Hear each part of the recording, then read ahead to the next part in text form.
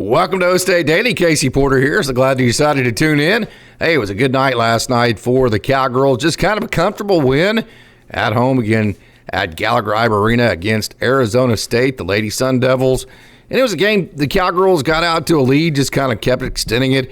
It didn't feel like it was like a 20-2 run or anything like that. It just felt like just kind of everywhere on the court. Arizona State had some good athletes, and they had the guard outside that could shoot.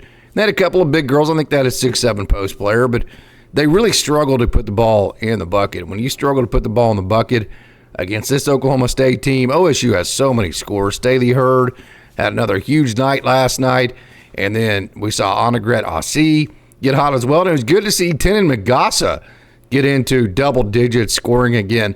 She had been playing such good defense, and she also rebounded the ball very well. Alexia Smith got in double digits as well, and then just overall as a offense, it was a good night. Another night to where the last two games, I'll take you back 3 games ago, Oklahoma State shot 33 pointers. In the last 2 games, they've only shot 10 apiece. Last night was another high volume 3-point shot night for the Cowgirls. They shot 33 pointers again, made the first 2 buckets of the game, took control of the game. The score was 9:08 with 5:01 to go in the first quarter. And from there on, the Cowgirls really stretched things out and just kept Arizona. It got down to like 9-10. And in the fourth quarter, it felt like it was like 20. And I looked up and Oklahoma State was just up 11. But it was one of those 11-point leads that just seemed absolutely insurmountable for Arizona State. Oklahoma State went on a 13-2 run.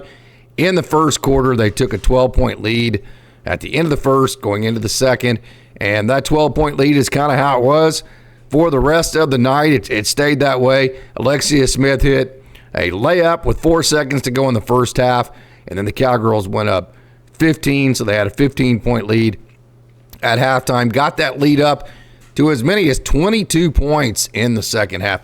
Got back down to 11, but they were up 22. And then they finished with an 83-71 12-point win. Anytime you win, obviously, in conference, it is a big deal. Huge game Saturday, 11 o'clock our time, Central, 12 o'clock in Morgantown, West Virginia. An absolutely huge game. West Virginia has 6 wins in conference. Cowgirls have 7. This is a huge game, obviously, for conference standing coming up, no doubt, to see who finishes ahead of each other. West Virginia and Oklahoma State. It's big for conference standings, but this is also an NCAA tournament seed type of game too. The winner of this gets the better seed, that type of deal. So a huge game coming up on Saturday on the road. You remember Oklahoma State took down West Virginia just a couple of weeks ago, so a rematch and a really big game. So OSU, good defense. We talk about this is a team that's going to be able to score. They can shoot the 3. They can dump it down to Tenin Magassa. They can drive the ball to the bucket. Even Annegret Asi can drive it to the bucket. Alexia Smith, Staley Hurd, Micah Gray, Jaden Wooten. All these girls are really good at driving to the bucket. Annegret Asi, Staley Hurd, Micah Gray, they can all shoot from the outside. Magassa can rebound. Magassa can play down low. So a lot of, as far as the ceiling goes for this team, is going to be determined on how well they play defense. So how about holding Arizona State to 5 of 20 shooting in the first quarter? One ingredient to winning games is getting off to a good start. So the Cowgirls went on a 12-3 run.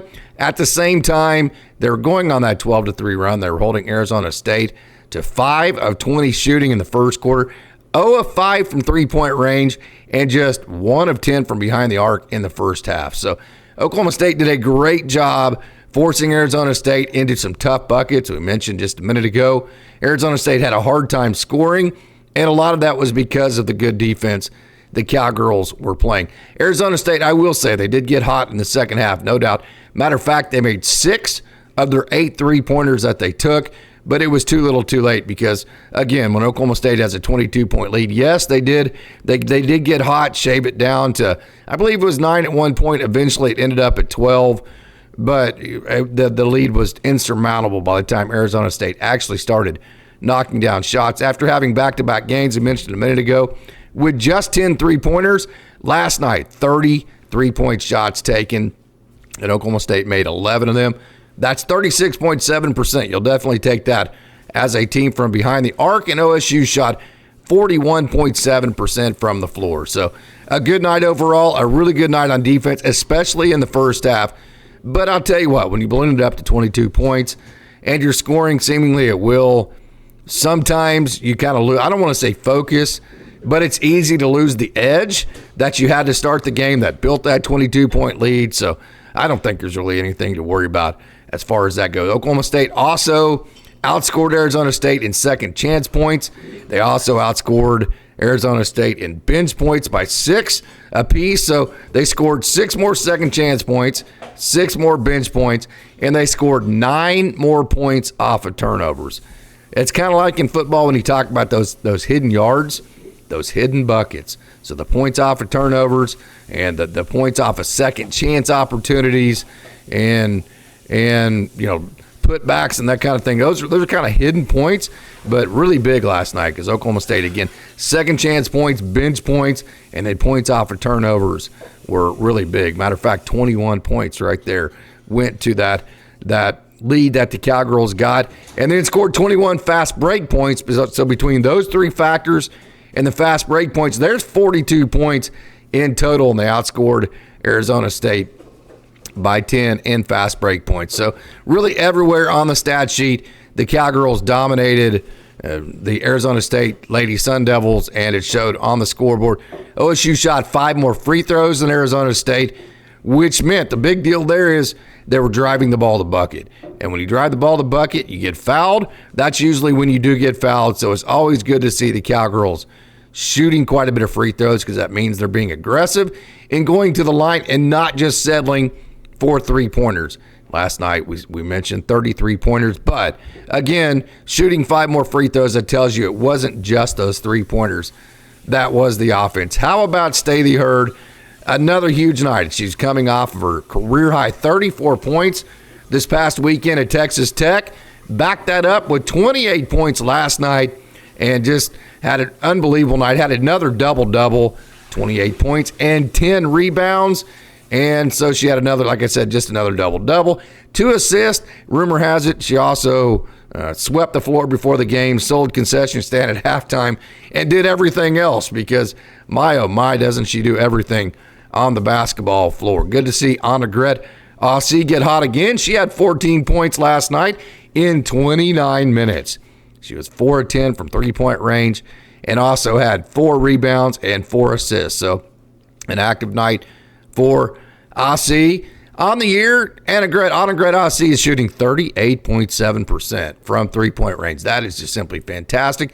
43.7% overall. So Aussie just simply knows how to put the ball in the bucket, and she also averages 3 assists a game. So just a really nice offensive player, Annegret Aussie. And whenever you have girls like Staley Hurd and Micah Gray and Jaden Wooten and all these, Alexia Smith, that can drive the bucket, to have somebody that they can kick it back out to that will hit the open shot more times than they won't, like a Macy Heward, like an Annegret Aussie, it is an absolutely huge factor. So because it turns it into a pick your poison to where the defense can't be right. Either you double the ball, leave a shooter open like Annegret Aussie, she knocks down a 3, or you play the ball like Arizona State did, just one-on-one, and you either give up a bucket like we saw a lot, or you foul somebody, which we saw that too. So it is definitely a pick your poison when Annegret Aussie is making 3-pointers. And again, good to see Tenon Magassa. She had been playing such good defense. It was nice to see her get rewarded by scoring double digits last night with 11. And then Alexia Smith, another double-digit game for her. And hey, how about this? She scored 10 points last night, had 3 rebounds, 2 assists, 27 minutes. And that was her highest scoring game since, if you remember, she scored the 12 points against Cincinnati on the road 4 or 5 games ago. She has now played 88 minutes in the last 3 games. So Alexia Smith quietly has been one of the just kind of pieces of fabric to this team during conference play. So want to make sure and give her props. So Oklahoma State 83-71. They won against Arizona State last night. They're now 18-3 overall on the season, 8-2 in conference play. Next up, as we mentioned, a huge game at West Virginia, 11 o'clock Saturday morning. Huge in positioning again for the conference.